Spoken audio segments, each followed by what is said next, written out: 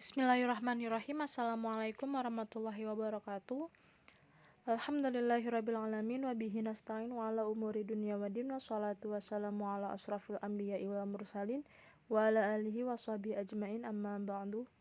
Yang saya hormati dosen pengampu mata kuliah perencanaan pembelajaran pendidikan agama Islam, Bapak Dr. Edi, dan yang saya banggakan teman-teman sekalian.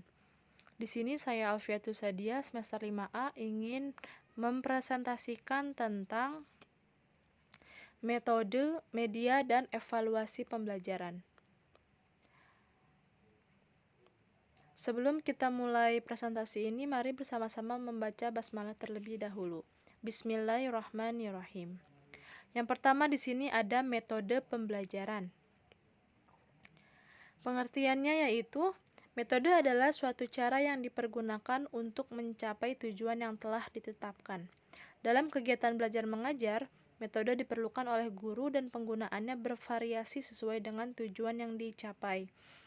Setelah pengajaran terakhir, seorang guru tidak akan dapat melaksanakan tugasnya bila dia tidak menguasai satupun metode mengajar yang telah dirumuskan dan dikemukakan para ahli psikologi dan pendidikan.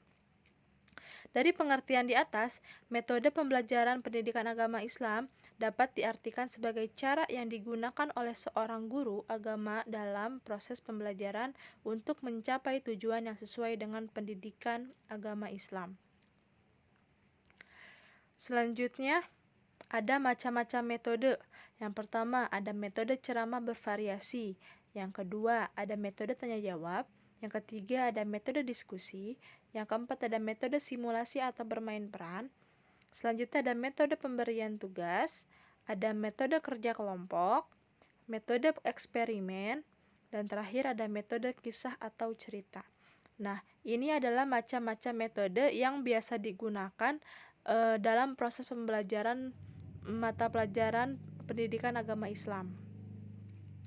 Selanjutnya ada prinsip-prinsip metode pembelajaran pendidikan agama Islam.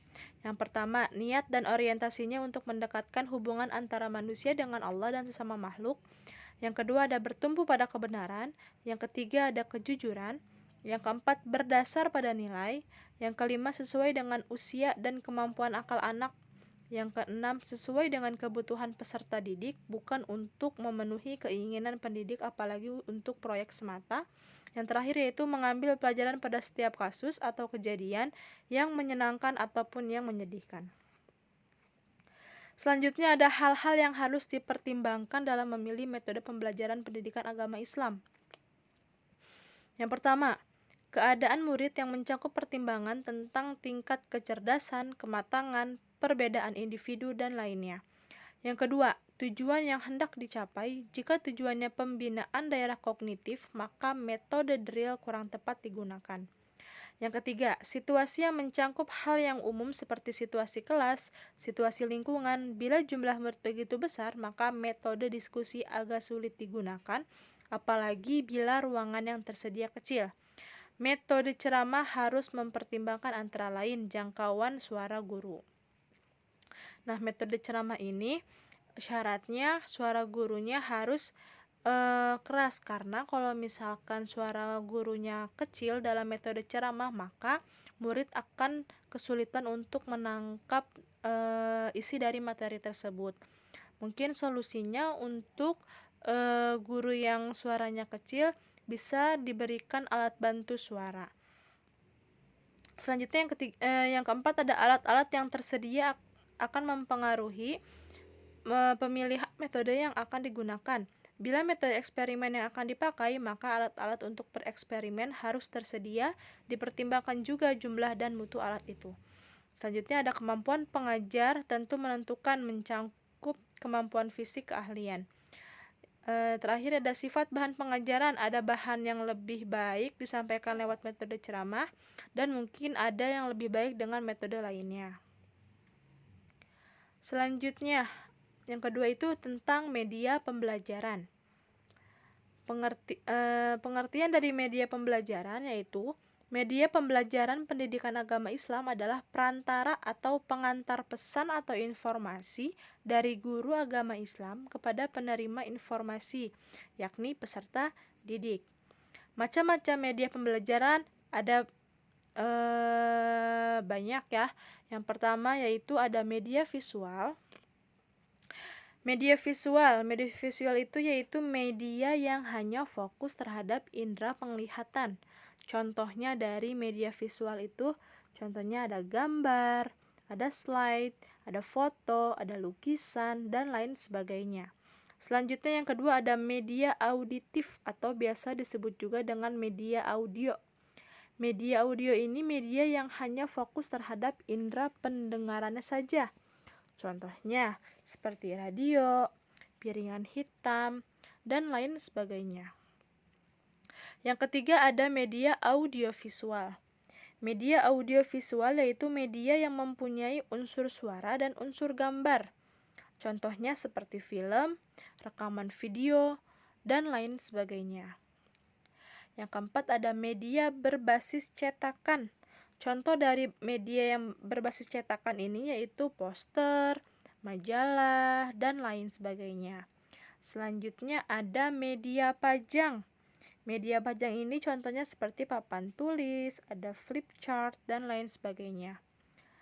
Yang terakhir ada media berbasis komputer. Media berbasis komputer ini digunakan untuk sebagai simulasi peserta didik bagaimana cara membuat animasi gerak, warna, dan lain sebagainya sebagai media untuk menarik peserta didik dalam pembelajaran agama Islam. Apalagi zaman sekarang kan sudah berkembang dalam teknologi digitalnya. Nah, kita sebagai guru PAI pun harus bisa mempelajari media teknologinya dan digitalnya agar bisa membuat materi yang lebih menarik lagi dengan memanfaatkan media teknologi informasi dan komunikasi. Selanjutnya, ada cara memilih media pembelajaran pendidikan agama Islam. Yang pertama, pemilihan media harus sesuai dengan tujuan yang ingin dicapai. Yang kedua, pemilihan media harus berdasarkan objektivitas. Yang ketiga, pemilihan media harus disesuaikan dengan karakteristik siswa. Yang keempat, pemilihan media harus sesuai dengan gaya belajar siswa dan kemampuan guru. Selanjutnya, ada pemilihan media harus sesuai dengan kondisi lingkungan, fasilitas, dan waktu yang tersedia untuk kebutuhan pembelajaran. Selanjutnya, materi yang terakhir itu tentang evaluasi pembelajaran. Pengertian evaluasi dalam pembelajaran pendidikan agama Islam yaitu proses untuk mengetahui, memahami, dan menggunakan hasil kegiatan belajar siswa dalam mencapai tujuan yang sesuai dengan tujuan pendidikan Islam. Prinsip-prinsip evaluasi pembelajaran PAI. Yang pertama, evaluasi hendaknya didasarkan atas hasil pengukuran yang komprehensif atau menyeluruh, yaitu pengukuran yang meliputi aspek kognitif, afektif, dan psikomotorik. Yang kedua ada prinsip kesinambungan atau kontinuitas, yaitu penilaian hendaknya dilakukan secara berkesinambungan. Yang ketiga, evaluasi harus dilakukan secara terus-menerus dari waktu ke waktu untuk mengetahui secara menyeluruh perkembangan peserta didik, sehingga kegiatan dan unjuk kerja peserta didik dapat dipantau. Yang keempat ada prinsip objektif, yaitu penilaian diusahakan agar seobjektif mungkin. Yang terakhir ada evaluasi harus mempertimbangkan rasa keadilan bagi peserta didik dan objektivitas pendidik, tanpa membedakan jenis kelamin, latar belakang, etnis, budaya, dan berbagai hal yang memberikan kontribusi pada pembelajaran. Sebab ketidakadilan dalam penilaian dapat menyebabkan menurunnya motivasi belajar peserta didik karena mereka merasa dianaktirikan. Selanjutnya, ada jenis-jenis evaluasi pembelajaran. Yang pertama yaitu ada evaluasi formatif. Evaluasi formatif ini penilaian untuk mengetahui hasil belajar yang dicapai oleh para peserta didik setelah menyelesaikan satuan program pembelajaran pada mata pelajaran tertentu. Contohnya dari evaluasi formatif ini yaitu ulangan harian. Jadi setelah membahas materi satu bab, biasanya guru itu mengadakan ulangan harian sebagai evaluasi formatif. Selanjutnya yang kedua ada evaluasi sumatif. Evaluasi sumatif ini yaitu evaluasi yang dilakukan terhadap hasil belajar peserta didik setelah mengikuti pelajaran dalam satu semester dan akhir tahun untuk menentukan jenjang berikutnya. Nah, evaluasi sumatif ini yang biasa dilakukan yaitu ulangan akhir semester, di mana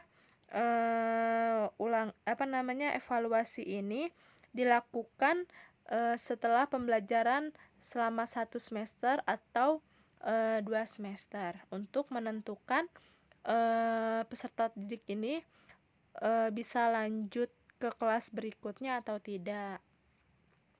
Selanjutnya ada evaluasi penempatan. Evaluasi penempatan ini evaluasi tentang peserta didik untuk kepentingan penempatan di dalam situasi belajar yang sesuai dengan kondisi atau kemampuan yang dimiliki peserta didik. Nah, evaluasi penempatan ini biasanya dilakukan pada jenjang SMA. Karena kan pada jenjang SMA itu ada pemilihan jurusan. SMA itu ada jurusan IPA dan IPS. Nah, peserta didik ini harus dievaluasi penempatan dulu agar guru bisa tahu peserta didik ini masuknya ke jurusan IPA atau IPS. Selanjutnya ada evaluasi diagnostik, yaitu evaluasi yang dilaksanakan untuk keperluan latar belakang, yaitu seperti psikologi, fisik, lingkungan, dari murid, siswa yang mengalami kesulitan-kesulitan dalam belajar, yang hasilnya dapat digunakan sebagai dasar dalam memecahkan kesulitan-kesulitan tersebut. Selanjutnya ada jenis-jenis alat atau instrumen evaluasi pembelajaran pendidikan agama Islam. Alat atau instrumen evaluasi bentuk non-teknis. Ada juga alat instrumen evaluasi berbentuk tes. Yang pertama, alat instrumen evaluasi bentuk non-tes.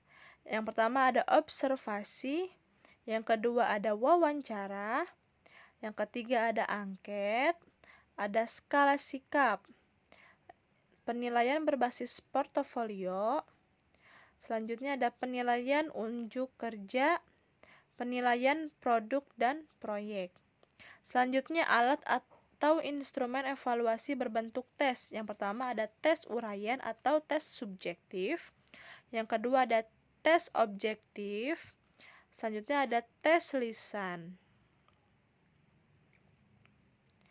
Cukup sekian penjelasan tentang metode, media, dan evaluasi pembelajaran. Mohon maaf apabila masih banyak kekurangan. Terima kasih atas perhatiannya. Wassalamualaikum warahmatullahi wabarakatuh.